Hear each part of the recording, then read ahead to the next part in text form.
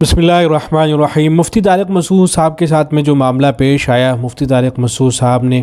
اپنی غلطی کا اعتراف کیا اور اپنی باتوں سے رجوع کیا، لیکن اس کے بعد پھر یہ بحث چھڑی کہ علماء دیوبند تو نعوذ باللہ قرآن مجید کے اندر تحریف لفظی کے قائل ہیں، اور مفتی طارق مسعود صاحب نے پہلی مرتبہ غلطی نہیں کی ہے بلکہ اس سے پہلے بھی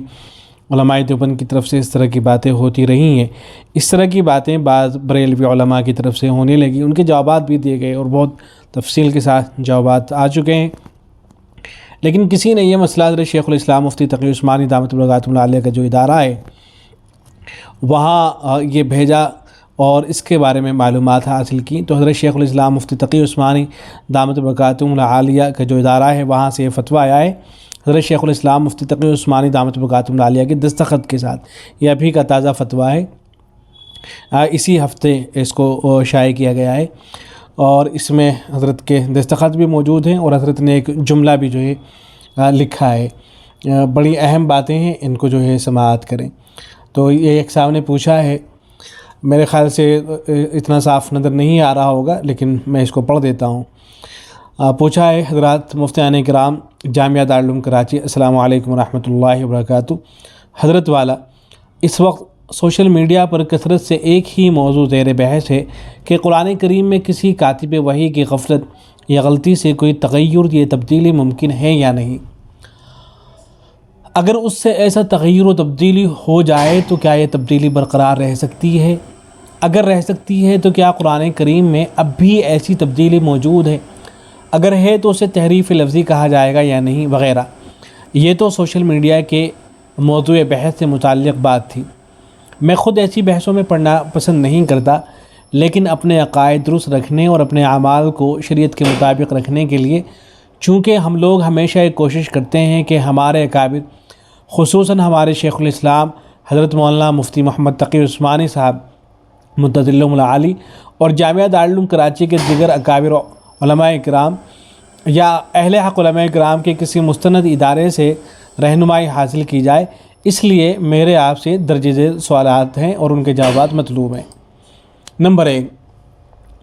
تحریف لفظی کسے کہتے ہیں اور اس کی تعریف کیا ہے؟ نمبر 2، کیا قرآن کریم میں تحریف لفظی موجود ہونے کا عقیدہ رکھنا جائز ہے؟ اگر نہیں تو ایسا عقیدہ کفریہ عقیدہ ہے؟ نمبر 3، جو شخص قرآن کریم میں تحریف لفظی موجود ہونے کا عقیدہ رکھے اس کی اقتداء میں نماز پڑھنا جائز ہے یا نہیں؟ نمبر 4، میرا آخری سوال جو بہت امپورٹنٹ اور اہم ہے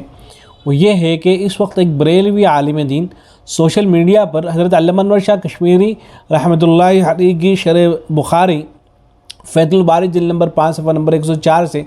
ایک عبارت نقل کر کے یہ کہہ رہے ہیں کہ علامہ انور شاہ کشمیری رحمۃ اللہ علیہ قرآن کریم میں تحریف لفظی کے قائل تھے اور علیہ باللہ کافر تھے۔ بندہ تو ان صاحب کی بات کو سراسر غلط سمجھتا ہے، اسے ہرگز درست نہیں سمجھتا، لیکن اس نے جو عبارت پیش کی ہے اس میں اس کا شبہ موجود ہے، اس لیے اگر اس عبارت کا صحیح مطلب اور محمل بیان فرما دیں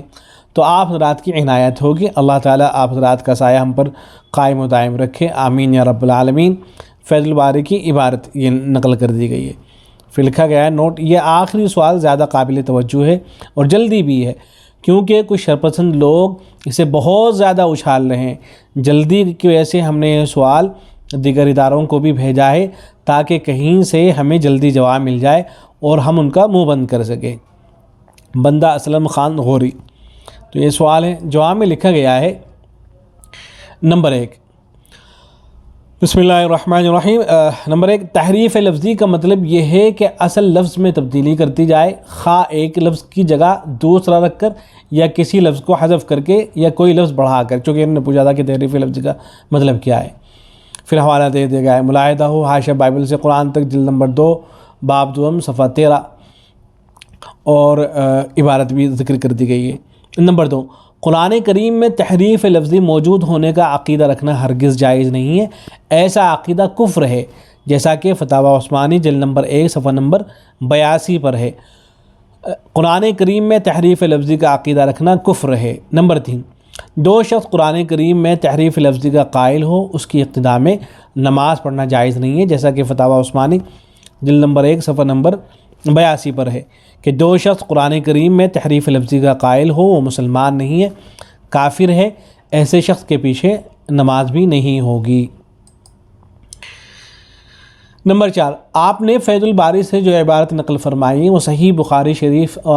میں موجود حضرت عبداللہ ابن عباس رضی اللہ عنہما کی ایک روایت کی تشریح میں لکھی گئی ہے، اور روایت درج ذیل ہے۔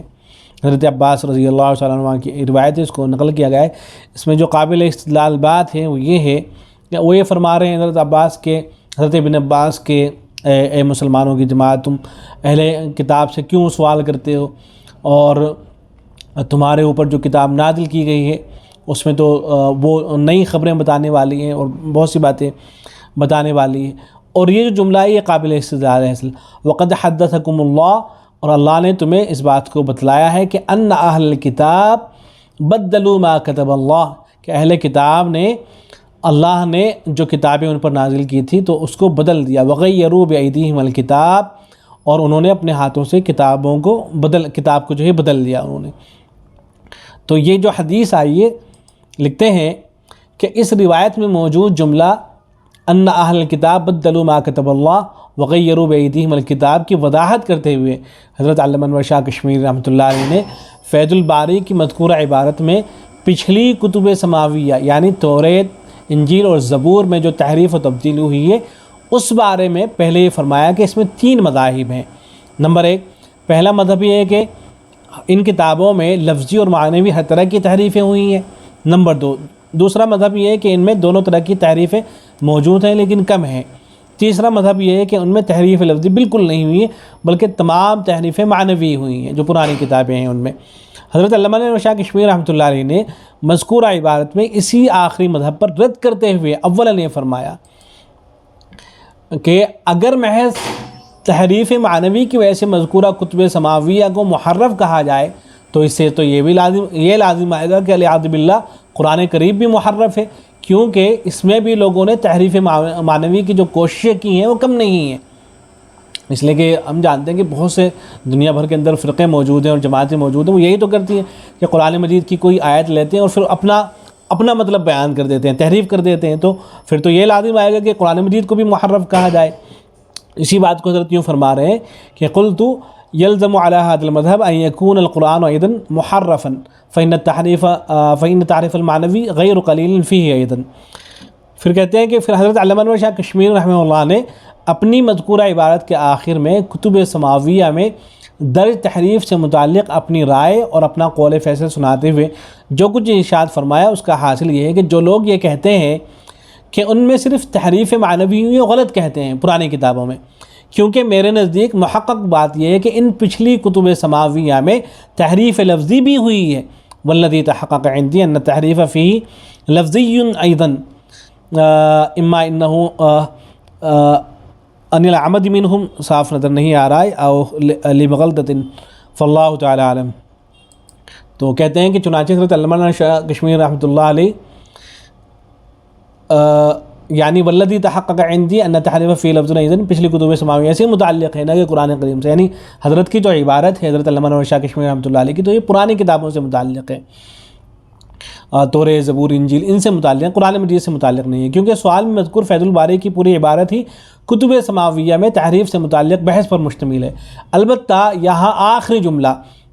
ان تحریف فیہ میں جو ضمیر فیہ ہے وہ بظاہر کتابت کی غلطی ہے، اور یہ ضمیر دراصل فیہا ہے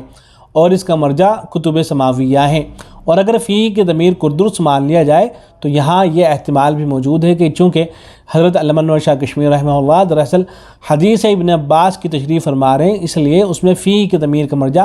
روایت ابن عباس میں موجود جملہ ما کتب اللہ ہو، اور ان کا جملہ اما انہو من عمد منہم او لبغلطۃ میں درج منہم کی ضمیر ہم کا مرجع روایت ابن عباس مذکور اہل کتاب ہو۔ لہذا حضرت علامہ شاہ کشمیری رحمۃ اللہ علیہ کی مذکورہ عبارت سے اور اس میں بیان کردہ تحریف لفظی کا تعلق قرآن کریم سے سمجھنا اور حضرت علامہ شاہ کشمیری رحمۃ اللہ علیہ کی طرف تحریف لفظی کا عقیدہ منسوب کرنا ہرگز درست نہیں ہے بلکہ قطعی غلط ہے۔ یعنی ساری گفتگو کا حاصل یہ ہے کہ حضرت علامہ شاہ کشمیری رحمۃ اللہ علیہ جو گفتگو فرما رہے ہیں وہ پہلی کتابوں سے متعلق فرما رہے ہیں کہ ان میں تحریف لفظی بھی ہوئی ہے اور تحریف معنوی بھی ہوئی ہے۔ قرآن مجید سے متعلق اس طرح کی گفتگو حضرت نے نہیں فرما رکھی ہے۔ تو یہ بات مکمل ہو گئی۔ اس کے بعد حضرت علامہ یہ مفتیان کرام کے دستخط موجود ہیں، اور اس پر حضرت مفتی تقی عثمانی دامت برکاتہ عالیہ کا جو جملہ ہے، حضرت نے لکھا ہے کہ اور کسی بھی کاتب وحی سے کبھی کوئی غلطی نہیں ہوئی ہے جس کے بے شمار دلائل موجود ہیں۔ یہ بات بھی حضرت نے یہاں تحریر فرما دی ہے۔ یہاں میں ایک بار پھر اس بات کا اعادہ کرنا چاہوں گا کہ مفتی تقی عثمانی صاحب نے مفتی طارق مسعود صاحب نے جملے بولے تھے، تو اس میں انہوں نے ان کی تصحیح کر لی تھی، اگرچہ انہوں نے کوشش یہ کی تھی کہ اسی بیان میں تصحیح ہو جائے، لیکن وہ تصحیح اس طرح سے نہیں ہو سکی تھی، لیکن بعد میں پھر انہوں نے برات کا اظہار کیا، غلطی کا اعتراف کیا اور توبہ کی تھی، تو لہذا ان پر کوئی اعتراض نہیں کیا جا سکتا ہے۔ اور حضرت شیخ الاسلام مفتی تقی عثمانی دامت برکاتہ العالیہ نے اس کی صراحت فرما دی ہے کہ کسی کاتب وحی سے کبھی کوئی غلطی نہیں ہوئی ہے اور اس کے بے شمار دلائل موجود ہیں۔ تو امید ہے کہ بات واضح ہوئی ہوگی اور علماء دیوبند کا جو موقف اور نظریہ ہے وہ بالکل واضح ہو گیا ہوگا۔ السلام علیکم ورحمۃ اللہ۔